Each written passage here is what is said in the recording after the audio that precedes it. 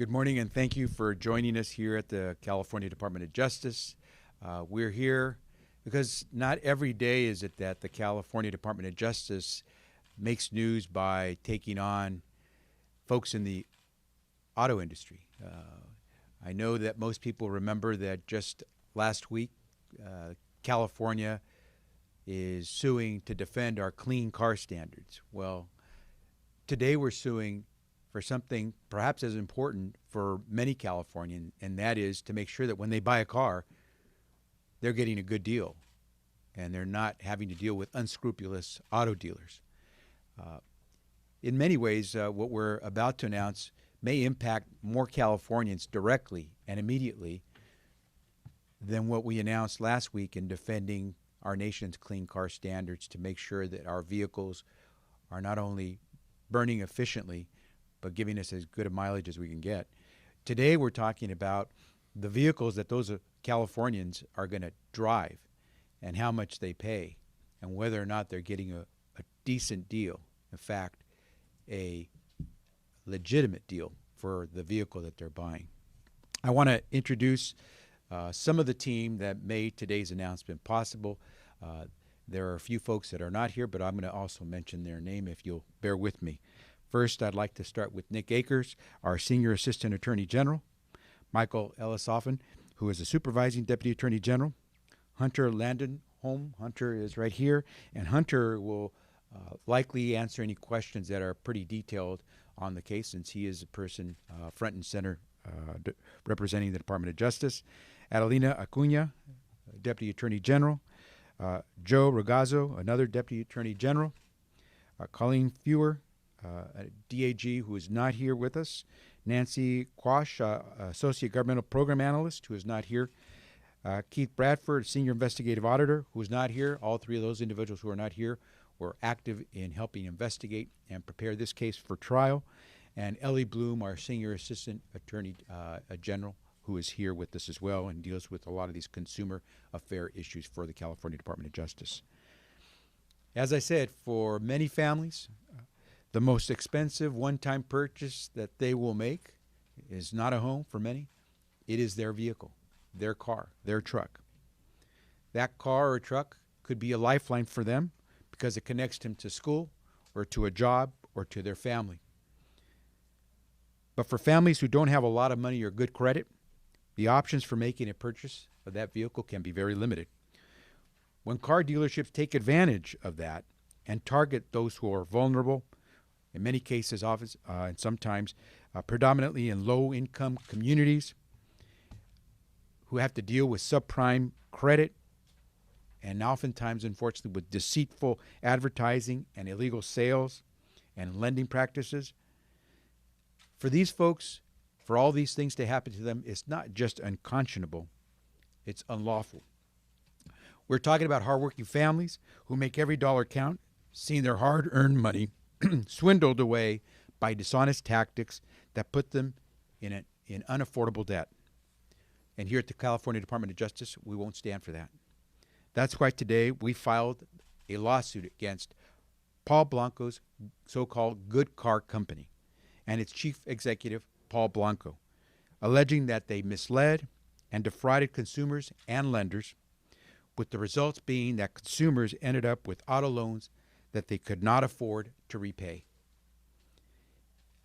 It might be called Paul Blanco's Good Car Company, but for many families, that name could not be farther from the truth.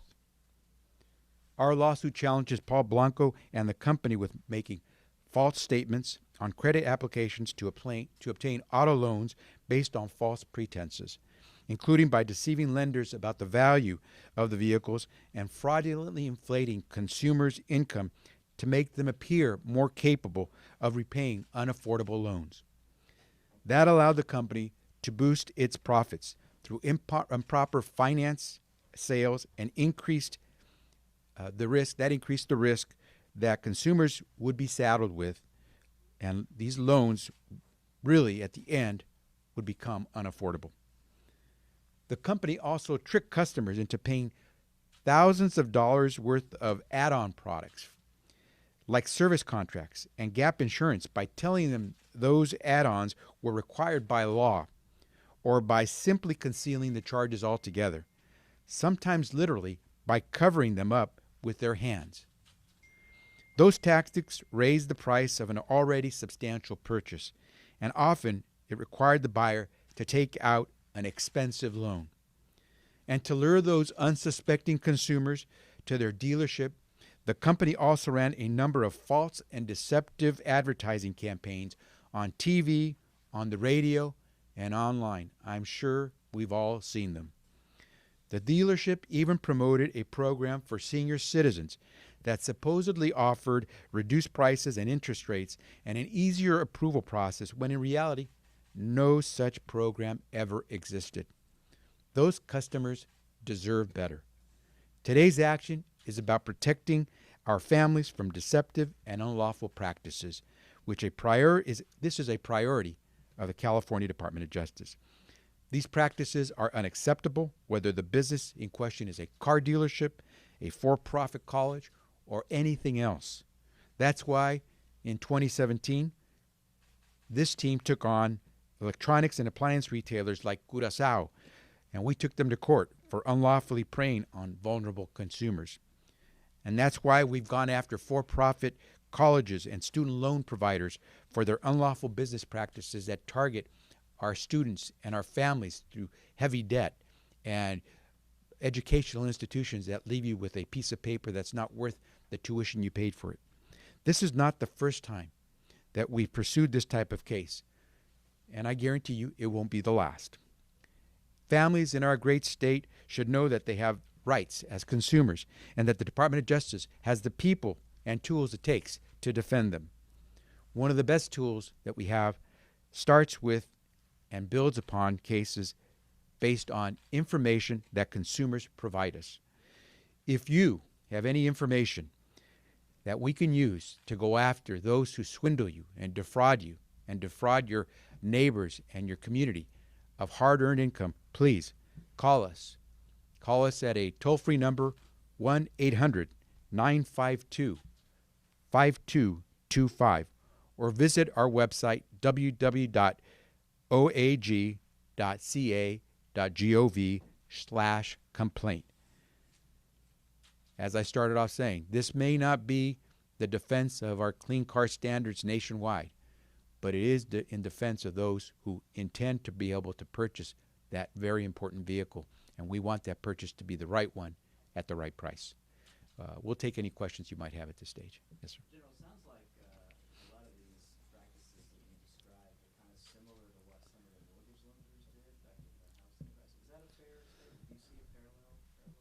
You know, there are only so many ways to defraud, and it always begins by cheating someone out of something, denying them the right information, coloring information, hoping that you can shade the truth and get away with it. In this case, Paul Blanco and his company did it not just to consumers, but to lenders as well.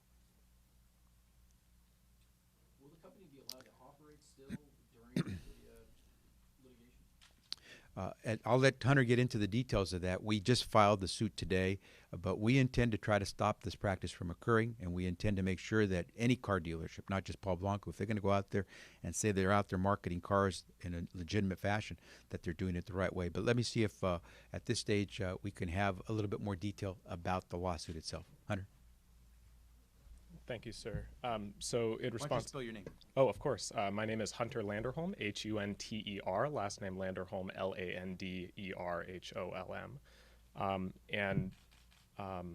Sorry, could you repeat your question? My question is, are they allowed to operate still in the state of California, and would you recommend to potential customers to avoid this business? So what we're seeking through this lawsuit is a permanent injunction which would prevent the kinds of unlawful activities that we've outlined in the complaint, and as well civil penalties, which are monetary payment to the state, and restitution for consumers who have been harmed.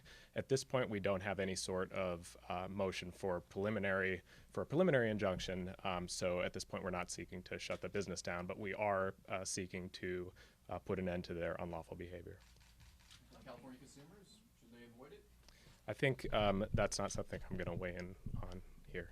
How many dealers does Blanco have, and what's his volume? I don't know that I can speak to precise updated figures on volume. I can tell you that there are 7 dealerships here in California, in both Northern and Southern California, in Oakland, Sacramento, Stockton, Fairfield, Bakersfield, Fresno, and in the Inland Empire. And in addition, there are 2 dealerships in Nevada. At various points, I think they have advertised that they sold roughly 1,200 vehicles a month across their dealerships. I don't have a figure on, that's more updated than that. How many people do you think got defrauded? I think that's something that will come out for certain during the lawsuit. What's clear is that there was pervasive and systematic instances of fraud, as we've alleged in the lawsuit, and certainly we believe that there were tens of thousands of customers of this business over time, and advertising at issue in this lawsuit will have reached others. Yeah, let me elaborate. I gave a website and I gave a phone number, and Dan, I hope you all will write about this, because we have no idea at the end of the day how many people may have been defrauded, how many people were deceived, because we only have information on those that we've been able to speak to directly ourselves. But I suspect that there are others. And so if you all can help us get information out there, we're interested in making sure that we give everyone a chance to have their day in court. And you may not be able to do it yourself, but we'll try to do it for you. So are these used cars or new cars? Most used, but Yes, principally used cars. They did open new vehicle franchises a couple of years ago, so there are new vehicle franchises that are in operation, but principally used vehicles in Fresno, Sacramento, and Reno. Does the case cover the Nevada dealerships too? It does. How long was the investigation into this that led to this lawsuit? Certainly. We launched the investigation into Paul Blanco's Good Car Company almost exactly 2 years ago. So, there's been a number of actions taken over that time, and ultimately we came to the conclusion, that we had to take this action today. The general mentioned something about physically putting your hands. Can you elaborate with that? Absolutely. So the specific allegation in the complaint is that in order to sell add-on products, principally service contracts, so that's a contract that lets you get your car repaired under certain circumstances once you've bought it. These products are very expensive. They cost about $2,000, $2,500. That's typical price, and of course it's financed, so if you're a subprime customer, you're paying 18 to 25% interest rates potentially on that money. You may be paying $4,000 by the time you're done paying for the service contract.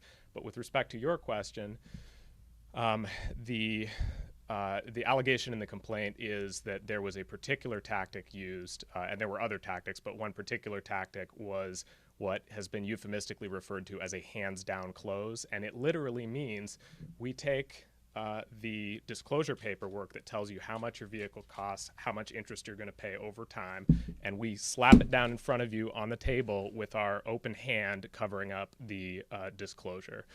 So that's an allegation that is in the complaint here. In addition, there are other allegations surrounding service contracts. People were told that they had to buy service contracts, that they were required by law, that their lender required them, or even that they were included in the price of the vehicle, which was completely false.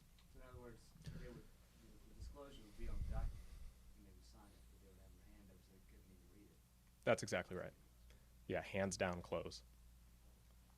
So the interest rate was 18 to 25%? 18 to 25% interest rates are typical for subprime auto finance more generally, but certainly there are loans that are in that range in this case. So there are 3 dealers in Fresno, Sacramento, and Reno that are new car dealers? That's right. And what's he selling at these? What model? Kia and Mitsubishi are the franchise locations. And did he defraud people who bought new cars as well? That's alleged in the complaint, and that we believe that to be the case. You may have already answered this, but are you working with the Nevada DOJ as well? They're not a party to this action, and beyond that, I couldn't comment. You mentioned you don't know exactly how many people were impacted. Could this expand to other dealerships, or is it focused solely on this Paul Blanco? Well, I think certainly, as the Attorney General said, the Department of Justice will always be looking out for instances where folks are taking advantage of low-income, hardworking Californians. And to the extent there are other dealerships doing that sort of thing, we would certainly investigate. I mean, do you believe that this is like a pervasive industry practice or just isolated to this at this point?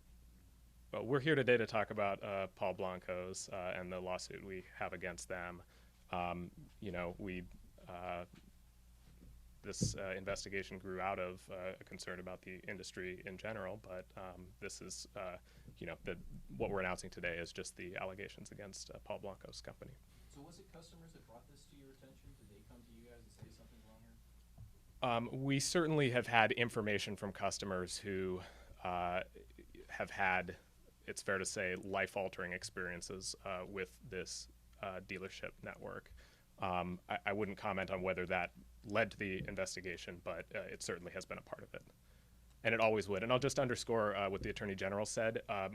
As public servants, we rely on the public to tell us what's going on with these, with not only with car dealerships, but with any business operating in the state. And so if you have any information about these dealerships or any other, we hope that you would get in touch with us at the numbers he referenced. You say life altering. Can you talk about the range of victimization that happened? How severe was for some of the people? Lose homes, they lose way to get to work, etc. Can you talk about that? Well, we live in a car-dependent state. You know, people, and you know, the Attorney General mentioned it's the single most expensive purchase that a lot of working Californians make. It's also, in many cases, the single most important purchase they make because they rely on it to get to work. They rely on it to deliver their children to childcare. They rely on it to go get groceries. And without a vehicle in many parts of this state, people have no means to live their daily life or to have the opportunity to better themselves. So if a car loan goes wrong, perhaps because it's more expensive than you realized or you've been defrauded into taking it out, then you lose your car. It will be repossessed and you'll lose access to the kinds of things I just mentioned. Any other questions?